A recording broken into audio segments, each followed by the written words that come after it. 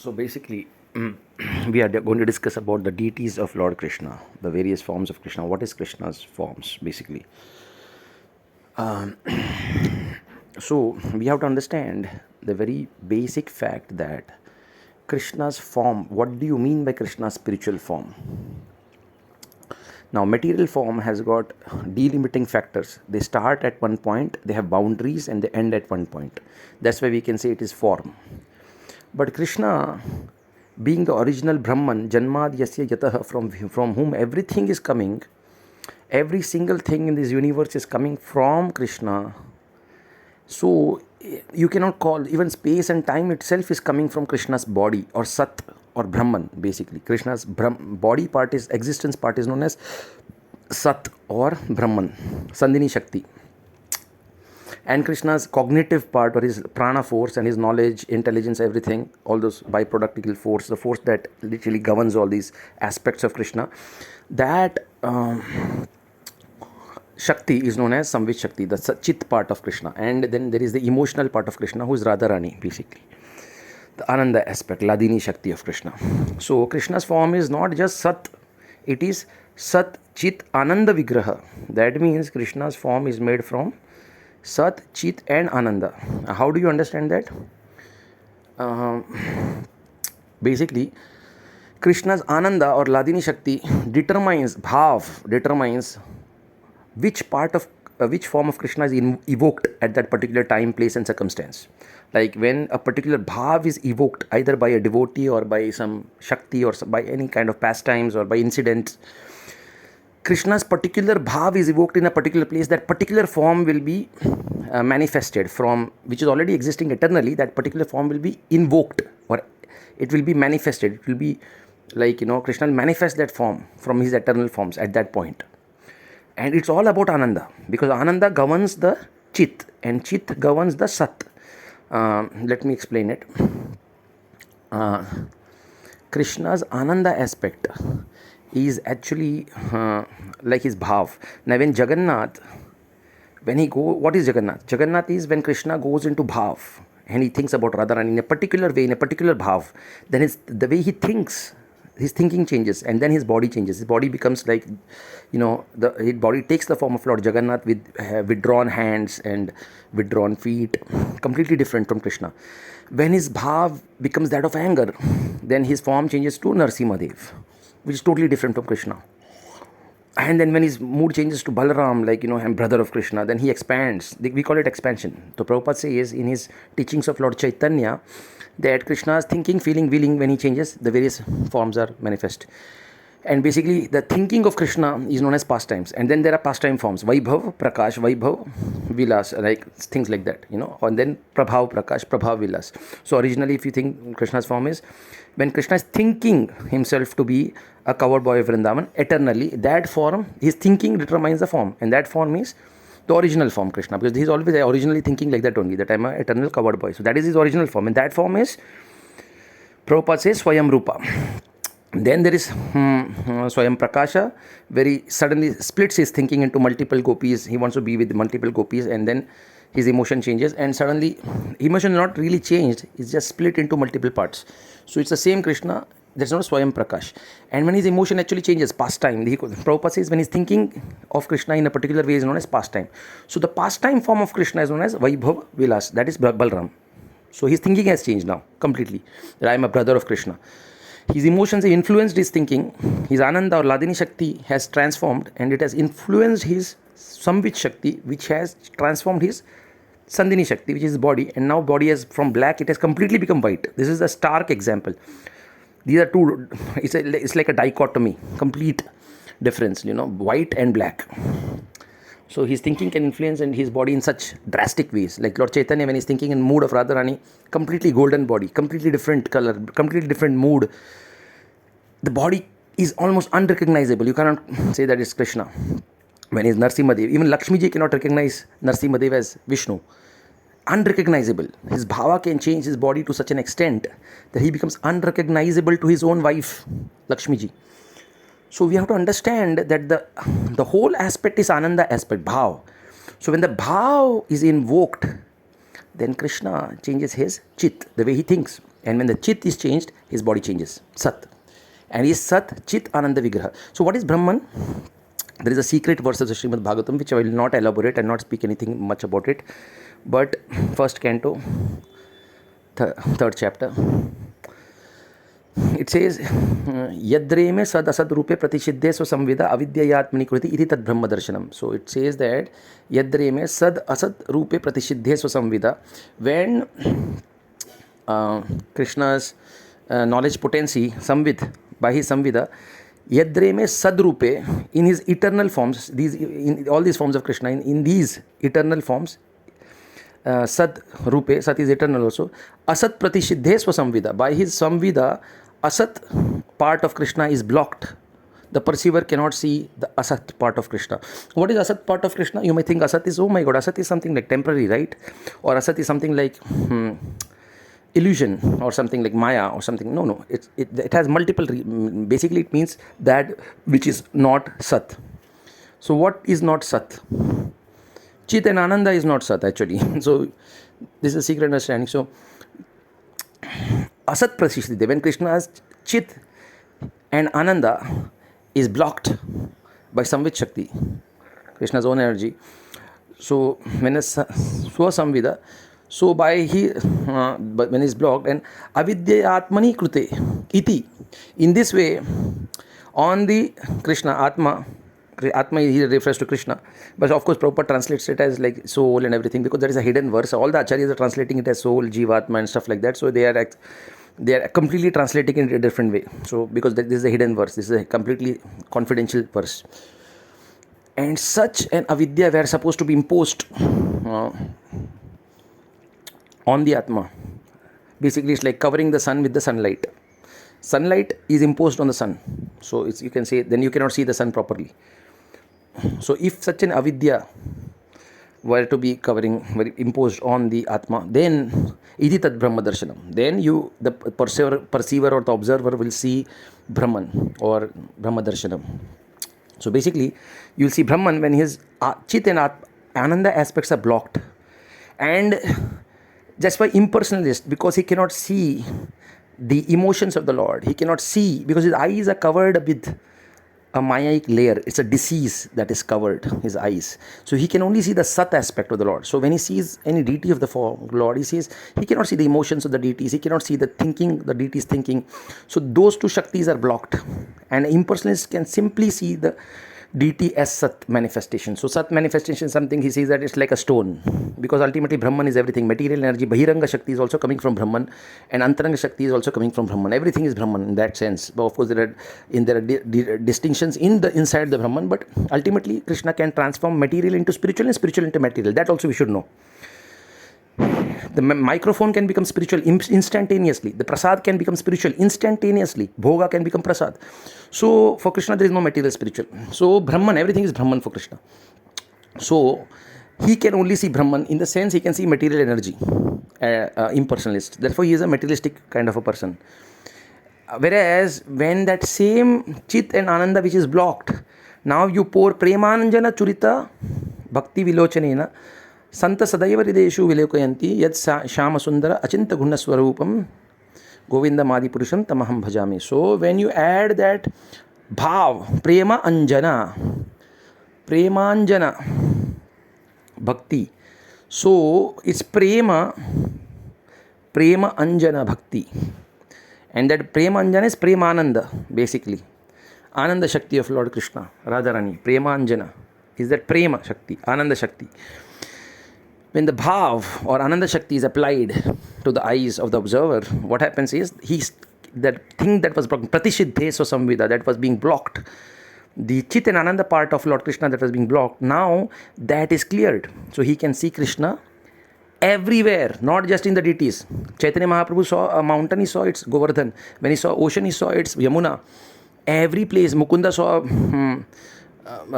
basically a peacock feather, a peacock fan, and he saw Krishna there, and he fainted in ecstasy. Prahlad, when he was asked where is Krishna, he said everywhere I can see Krishna. And then Krishna manifested. To prove Prahlad correct, he manifested himself right through a material element which is known as pillar, and he destroyed the material elements and came out from that as Krishna. Just like the deity destroys the material elements in the Purusha Shukta prayers which are used, and the other prayers which are chanted during the deity installation. Actually, it's like Narsimhadev. The deity destroys all the material elements, and by reverse chanting those mantras, the elements are deleted, and Krishna starts acting like stone or wood, simply enacting a drama for Krishna, and he becomes a deity basically. So now, first thing we have to understand is the power of that Ananda. That Ananda Shakti is so powerful that it completely controls the Chit Shakti, and the Chit Shakti completely controls the Sat Shakti.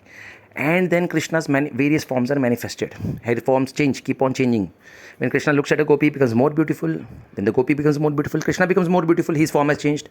Gopi becomes. These are eternally invoking various forms. And for Krishna, there is no time. Eternal means if he likes a form, even if the form is manifested at some point, that point becomes eternal in time, because Krishna can go back in time and delete everything and create it into a loop format. So there is no time for Krishna. So time is only for us. If he likes something, that becomes eternal also. That also he can do, such kind of things. There are no rules, regulations, logic, things for Krishna. He's absolute truth. Whatever he wants becomes a truth. What is the definition of absolute truth? Whatever he wants, absolute truth, that is a truth. Except for one truth. That one line of Gayatri Mantra, that one line which cannot change. He is Sachitananda Vigraha. He is the source and we are the product. That is a truth that cannot be changed. So, that is the Tattva part. And then everything else is Rasa for Krishna. So basically, that's why the entire Bhagavatam, everything, the whole of knowledge in the universe can be compressed into one line of the Gayatri Mantra, and the 4 shlokas of the Bhagavatam can encapsulate the entire knowledge of all the universe, all the Vedas, all the Upanishads. Why? Because that is the essential knowledge. Everything else is simply what Krishna wants. He can change. So basically, now you have to understand that the Sat has an intensity. How much is Krishna present? That is determined by his Ananda. How much Bhava he is receiving in that particular place, time and circumstance. Krishna says, I'm not in Vaikuntha, I'm not there, I'm there where the devotees are glorifying me, they're giving their Bhava to me. Basically, they're performing devotional service. In Vaikuntha, a lot of unlimited Vaikuntha Vasis in a pure form are chanting, so he's there in Vaikuntha only because of that fact. Similarly, Krishna is present in any deity, any place, to the extent we are having that love for Krishna. So imagine Krishna standing in front of Duryodhan in the self-manifested form. When we say Vigraha, we actually is like a person, but we think deity means like, like an idol. Deity is not an idol. Deity is a person actually. Actually, human in Sanskrit it's like a person. Oh, Vigraha. You have just, like the original Lord Krishna is known as Vigraha only. Satchitananda Vigraha. So, he is present in front of Duryodhan in self-manifested spiritual Vilasa form. He is present in front of Duryodhan. How much is he present? Do you think he is present? What is the percentage? No, he is in spiritual form, then he must be present 100%. But Krishna is not present in any place 100%. He can be present 1%, 2%, 100%, 500%, 10 trillion percent, 200 trillion percent. For Krishna, there is no mathematics. Unlimitedly more and more and more he can be present depending on the bhav. Duryodhana is naturally not giving any bhav to Krishna, so his presence is minuscule. It's simply an expansion of Krishna. Now imagine that another case. Radharani and Yashoda Maya and everybody are crying and crying and crying for Krishna. There is no Krishna there. There is no deity. And they're simply crying. They cannot even chant the holy name of the Lord. There is no holy name also. They're simply crying in total ecstasy. Their throats are choked up. They cannot speak. Nothing. Yashoda Maya, Nanda Baba, all the gopis, all the greatest devotees in the universe are crying in Vrindavan in separation from Krishna. Do you think Krishna is present in Vrindavan more? Or he is present in front of Duryodhan in his self-manifested Vilasa expansion form? Where is Krishna present more? Of course he is present in, he doesn't take a step out of Vrindavan. All that thing that was present before Duryodhan was simply an expansion, a tertiary expansion of Krishna. The presence of Krishna was not there in front of Duryodhan as much it was there in front of Radharani, and he was not even present. There was no deity. Now take another example. Chaitanya Mahaprabhu is crying in front of Jagannath in Rath Yatra, and everybody is crying for Jagannath. Everybody is pulling the Rath.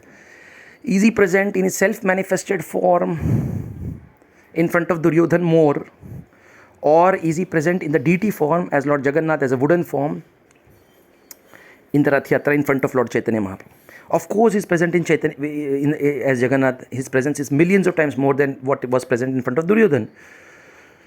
Because the bhav that Chaitanya Mahaprabhu displayed determined his chit, and the chit determined his sat, the intensity of the sat. He is present only in Vaikuntha because the devotees are glorifying him there. He is not present in Vaikuntha, he is not present anywhere. That means that's what he's trying to say, Krishna. So his sat is determined by his chit and ananda. So the deity in your house, your bhav that you are giving to your deity, that deity, Krishna is manifesting himself. He's not different from the deity, but his manifestation or his presence will not be equal to the presence what is present in Radha Gopinath Mandir or what is present in Jagannath temple or Balaji temple.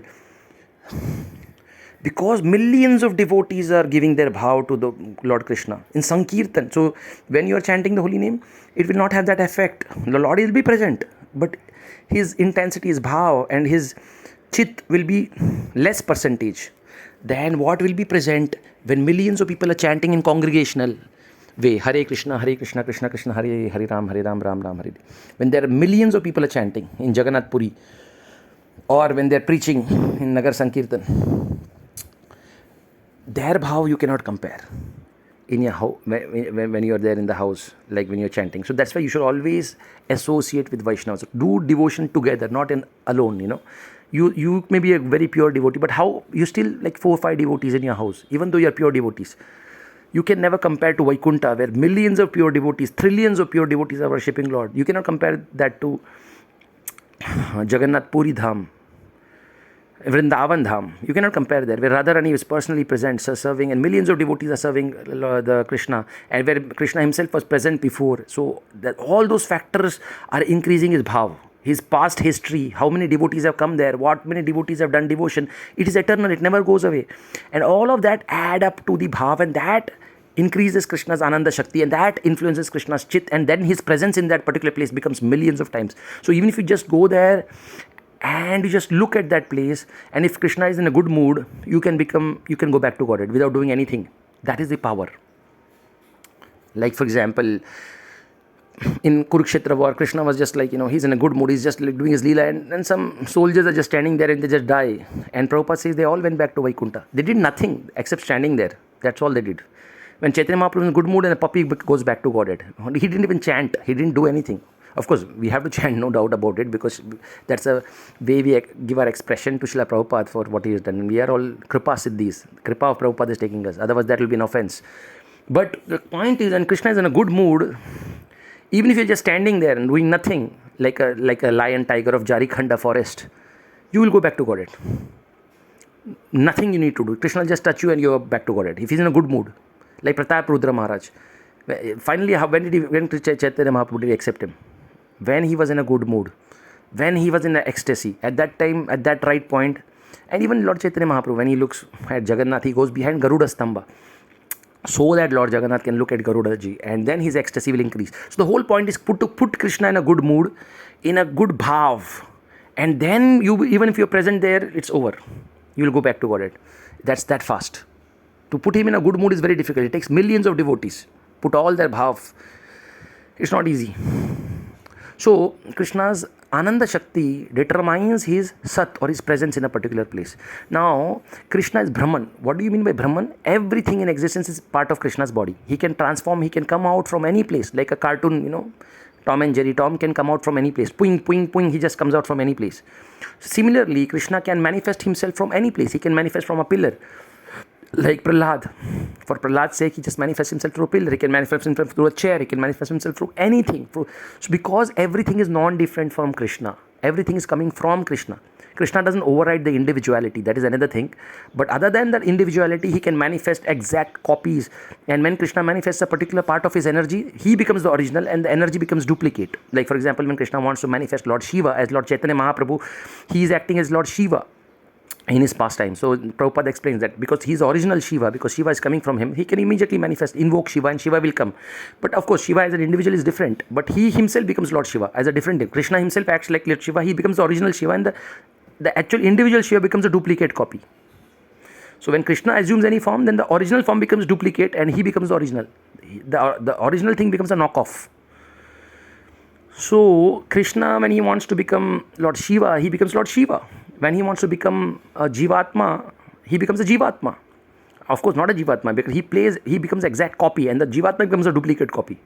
So when the Brahma Vimohan Leela is taking place, he becomes the covered boys and everything. So those covered boys are sleeping somewhere in Brahma's place. As individuals, they're still there. But he becomes an exact copy of those people, because they have all come from Krishna. All their things are coming from Krishna. So Krishna, the moment he thinks about, I want to become them, he becomes them. Exact like Jivatmas. Brahma is completely confused. When he wants to become Radharani, he just thinks, I want to play the role of Radharani, and Radharani herself comes and merges into Krishna. In the sense, Radharani as an individual remains as Radharani, but then he exactly becomes a copy of Radharani. Exact copy of Radharani. He actually becomes Radharani. The original Radharani and this Radharani, there's no difference. He becomes one with Radharani, because Radharani is coming from Krishna. Ladini Shakti is coming from Krishna. So you see, so when Krishna wants to become anything, he wants to become a Jivatma, he wants to become Radharani, he wants to become a Shakti, he wants to become Lord Shiva, he wants to become a wood and a stone. Why can't he become a wood and stone? Wood and stone is coming from Krishna's energy.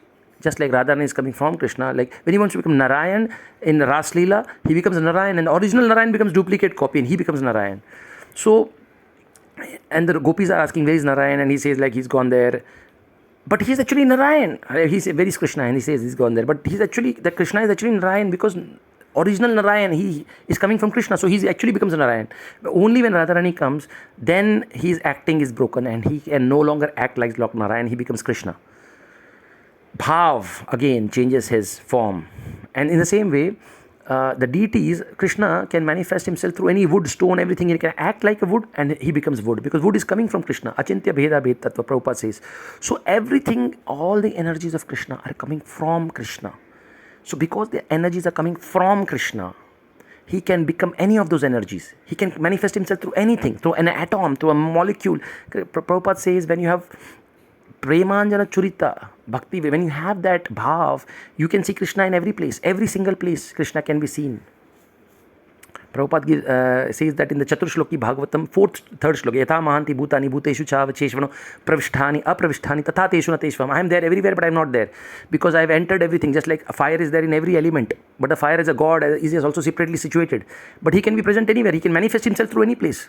Like fire god in one Mahabharata, he manifests himself through secret hidden pathways, because he can manifest his original form through that, because fire as an element is present in that place, so he can manifest himself through that place also. If a material personality like fire god can do that, think about Krishna. He is Brahman, he is the supreme source of everything, all of existence. He can manifest himself through any part of the existence. The moment he detects a particular bhav being manifested in that part of the existence, then he manifests himself through that part, in that particular bhav. Like Narasimhadev manifested himself through the pillar. So Krishna, that is the understanding of Krishna's spiritual form, because Krishna's form is a source. Pradhanat, what is that? Vedanta Sutra says, Arupa Vadevahi Tat Pradhanat Prakashavachavai Yarthyat Ahacha Tanamatram Atha eva chopma suryaka divat ambu vadagrahanat tuna tathatvam. So all these verses are explaining that Krishna is the source of everything. That's why he is known as Arupa, because everything is coming from Krishna only. There is no end, there is no beginning for Krishna's form. So any place he can manifest all his forms. Any place. From a table, from a chair, from a molecule. And so a devotee can see with Premanjana Churita, he can see in every atom, he can see Krishna everywhere manifested. And similarly, many people say, Krishna is there in my heart. What's the need to go to the temple? Now he's there in your heart, but you have not given any bhav to him for millions of years. So you cannot expect that he's going to, the one that is there in your heart, his presence will be minuscule. So when Krishna, but in the temple of Lord, millions of devotees are coming and they are giving their bhav to Krishna. So his presence in the temple will be far more than what is present in your heart. So just forget it.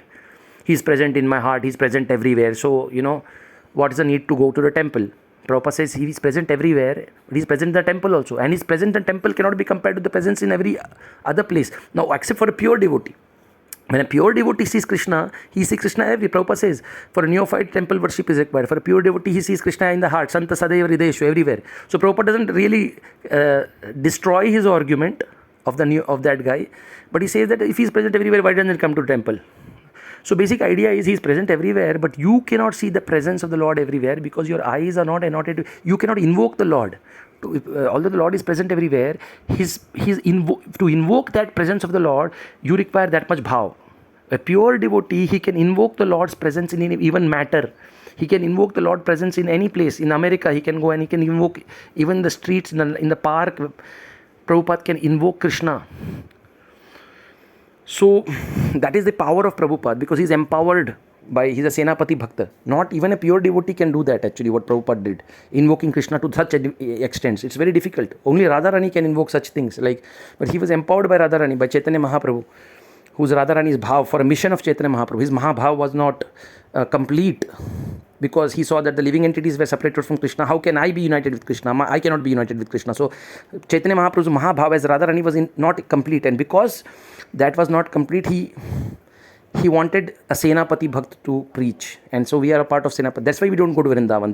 We don't settle in Vrindavan, because our mission is still incomplete of Lord Chaitanya Mahaprabhu. We have to preach the mission. And because we are a part of Radharani's mission, that becomes even more. You can invoke Krishna more by fulfilling Radharani's mission, because Radharani is present there. So you are a part of that Leela. And so you don't have to go to Vrindavan. So when Prabhupada looked at anything, he could invoke Krishna to a very powerful extent in that place.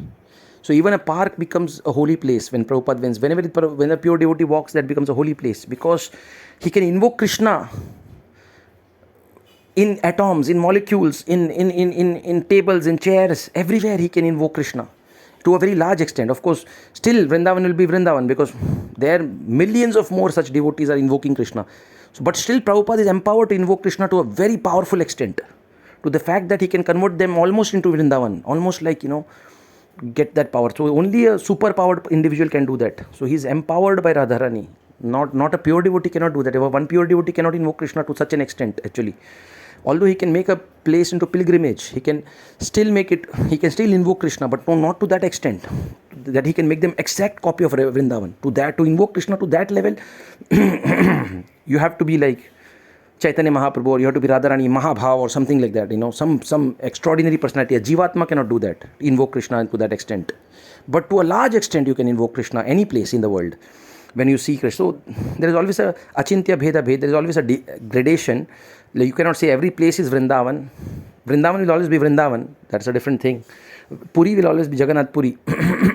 But you can invoke Krishna any place. If you have Ananda, then Krishna will come through that place, and he'll taste Bhavagrahi Janardhana. He will taste the Ananda in that particular form by which a devotee has invoked Krishna. Like Prahlad invoked Narsimadev through a pillar. He invoked him. So one aspect of this thing is like how the presence of the Lord is always determined, his Ananda and Shakti. So in the deity, when a pure devotee comes into the front of the deity and he invokes of course the Lord is already present for millions and trillions of times there already. But when the pure devotee comes there, then the Lord can no longer maintain his facade that he is a stone. He simply breaks down. Krishna simply breaks down. Just like his arms broke down, he also breaks down. And he starts talking to the devotee, he starts walking, and behaves like Krishna. He doesn't no longer behave like a deity. Because that is not deity, that is Krishna himself actually. It is not deity, it's Krishna himself. He is imbued with all the bhav of the millions of Vaishnavas who have worshipped him in that deity form. So Krishna's manifestation there is more than his manifestation in Vaikuntha also, in some deities. Like in Balaji, Jagannath Puri, his manifestation is more there than Vaikuntha. Where in his self-same form, how much is present in Vaikuntha, he is more present in the deities in these places. That is the greatness. Therefore, these places are direct Vaikunthas. They are direct, more powerful than, they are like Golok Vrindavan directly. Because of such kind of things. These are Tirthastalas. And the holy name also, when chanted by pure devotee, the Lord can manifest in such a power. Otherwise, when we chant, it's like sound vibration. Lord is there to a minuscule, very, very minuscule amount. He is present in that. But when with bhav and we invoke the Lord's holy name, and if you cannot invoke, then when you invoke in a congregation, like getting together, thousands and thousands of Vaishnavas getting together and chanting, then there will be some devotees in that congregation who will be like invoking him with great bhav. So his presence will immediately be manifest in the holy name. So that's the power of congregational chanting. It's a completely different thing from japa actually. It's very powerful. Japa is also, when you do japa, of course, you can invoke Krishna with all your bhav, and it's enough to get you back to Godhead. Ultimately, with japa, you have to go back to Godhead. So you don't have to invoke you don't require $1 trillion to buy a small little whatever it is. So if you want to go back to Godhead, if you want to take one person back to Godhead, your japa with great bhav is enough, so that you can connect yourself to the spiritual world and you can go back to Krishna. You can invoke Krishna, and with Krishna comes the spiritual world. With Krishna comes everything. Everything is there in the holy name. So his presence in the holy name is also like that only.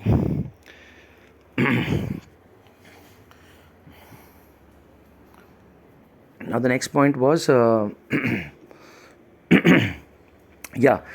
was thinking about how this Ananda is so powerful, Radharani's part.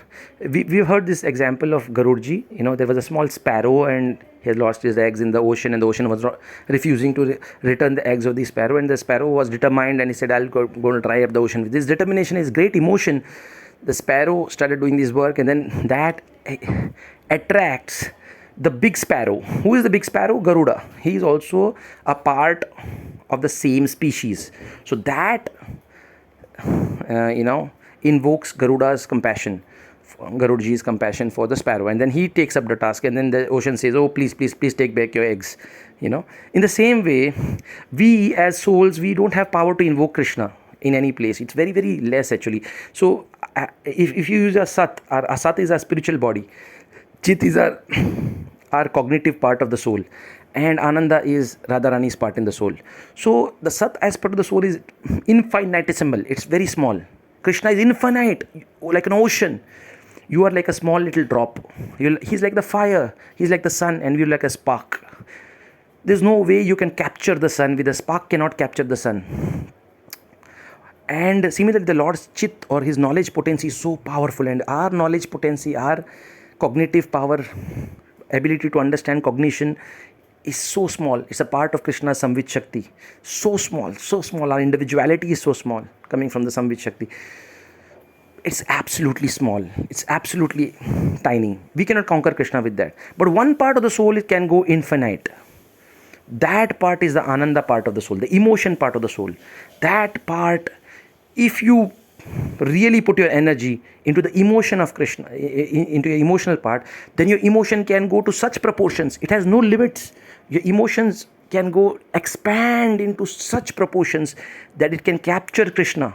The emotions can capture Krishna. The Ananda can capture Krishna himself, and it can bind Krishna to you.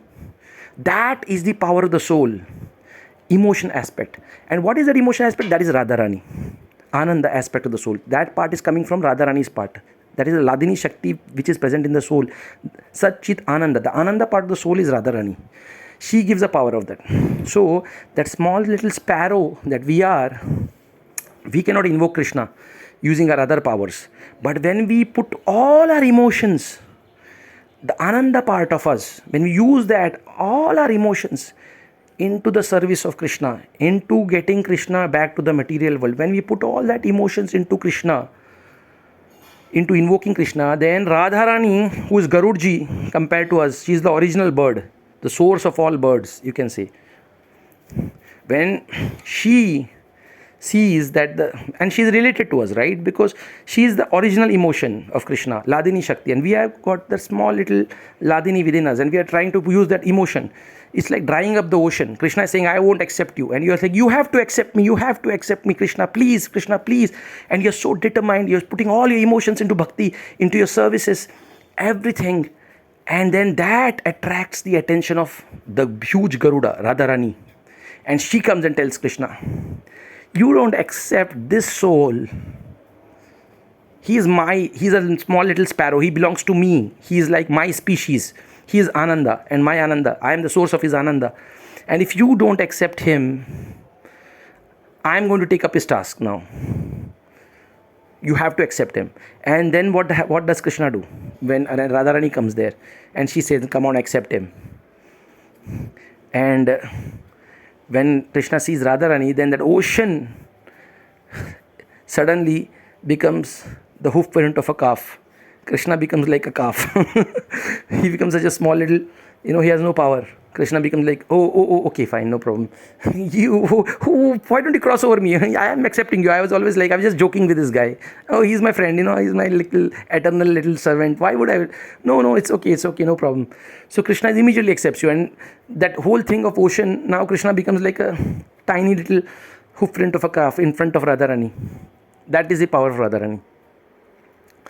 So basically, when you're preaching this mission, when you're taking up this mission of Radharani, that is Prabhupada's preaching mission of ISKCON, then you are a part of Radharani's army. You are part of that sparrow who's doing that small little work also.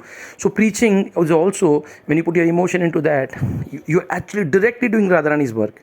And Krishna has to accept you. You don't have to be in Vrindavan. You don't have to be invoking Krishna. Krishna will automatically, when Prabhupada left Vrindavan, Krishna followed him. Just like when Radharani left Rasasthali and she left, Krishna followed her. He left all the gopis, all the Vrindavan, all the Rasasthali, the most auspicious place in the universe. Krishna left the most powerful invoking place. Krishna invoked himself in different arena along with Radharani in a different place. Krishna left, in the same way, he left Vrindavan and he went with Prabhupada to America because Prabhupada was on Radharani's mission. And similarly, preaching is so important. It's an unfulfilled mission of Lord Chaitanya. You cannot leave the war in the middle and go to Vrindavan and enjoy yourself there. Bhaktivinoda Thakur says that when I die, I don't want to be in Vrindavan, I want to be in Kurukshetra, because Radharani doesn't want me in Vrindavan. She is in anxiety in Kurukshetra. She wants to pull the Rath of Lord Jagannath. And there is nobody to help her. And if I just put my hand on that Rath, she'll be so grateful. She'll be so grateful. And when she is grateful and she's like, you help me, now you will go back to Godhead. That's what I want. When she's in need. And as Chaitanya Mahaprabhu, Radharani is in need. She's saying, I cannot distribute the fruits of love of Godhead. I need help. I need help. That's his Leela, of course, his Bhav of Radharani. And we actually are the villains of this movie. And now we are somehow become heroes of the movie by helping Prabhupada. It's like, this person comes in. There's a movie in India, Sholay. The two villains are Dharmendra and Amitabh Bachchan. They're actually thieves, and then they are recruited to become heroes, and then they fight the dacoits and stuff like that. So we are actually like those dacoits, and we are like the thieves. But somehow Prabhupada has recruited us, and now we are in mission of Radharani. So we should never. So once we are in. So there are many factors. One factor is like your bhav. Second thing, you may not have bhav, but you're on the mission of the supreme bhav of the universe, Radharani. And if you're on that mission, even if you don't know, you just happen to be in that mission. That's all. You're part of the army, just like you're in part of Duryodhana's army, you're part of Arjuna's army, and Krishna, huge, he's so happy with that whole arrangement, and he's happy, and you're a part of his Leela, and suddenly you die in Kurukshetra war, you go back to Godhead. Because you died in the war, you died on mission. In the same way, when you work for Srimati Radharani by preaching the message of Krishna, you may not know anything, you may not be expert, and you're just chanting because Prabhupada has told you, so you accepted Prabhupada's instructions, so you have helped Radharani, because Prabhupada, he's saying that, oh, this guy, he is now become a devotee of you, now he is accepted Krishna. So Radharani's Mahabhav, that was incomplete, because she couldn't get Krishna. But she doesn't want to get Krishna because you see, when this Titanic is going down and you get a lifeboat and you are so satisfied, your life is finished, your life is complete, you just got the lifeboat, but then you see some old ladies are there and they're dying, small children are dying, then you will never be satisfied by getting the lifeboat. Similarly, Radharani, Chaitanya Mahaprabhu is not satisfied, even though he has got Krishna. He said, I want Krishna, where is Krishna, where is Krishna? Tyaktva sudustyaja surepsita rajya lakshmi dharmishta aryavachasa yada gadya ranya maya mrigam daita ep sidaman madhavat vande mahapurushate charanaravindam. The Lord is running madly, anvadhavat, in an ecstasy. And because he is going to get Krishna, but then he sees the living entities and he thinks, oh, these living entities are separated from Krishna. How can I get my beloved when everybody else is suffering? I'll never be satisfied when I get Krishna. So his Mahabhav is not satisfied. Radharani's Mahabhav is blocked.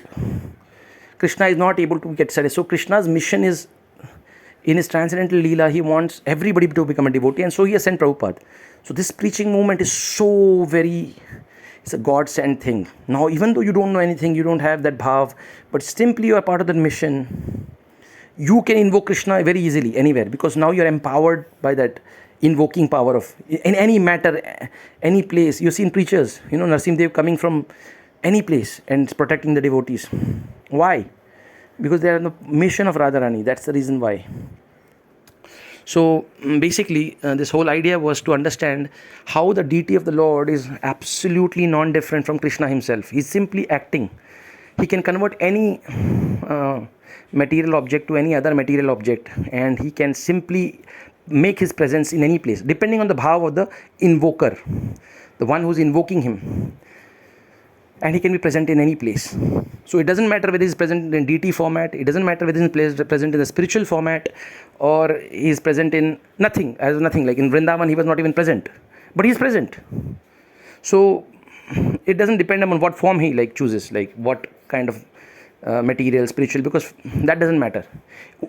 His presence is directly proportional to the bhav, either of his devotees or Radharani, or her mission, or anything like that. So it's all depend on that. So I forgot something now. What did I forget? So this is the part, and I think I covered everything.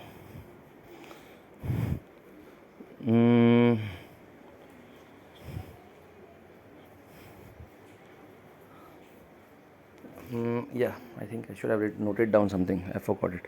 This is all coming from the mind, so I must have forgotten. Okay, that's it. Hare Krishna.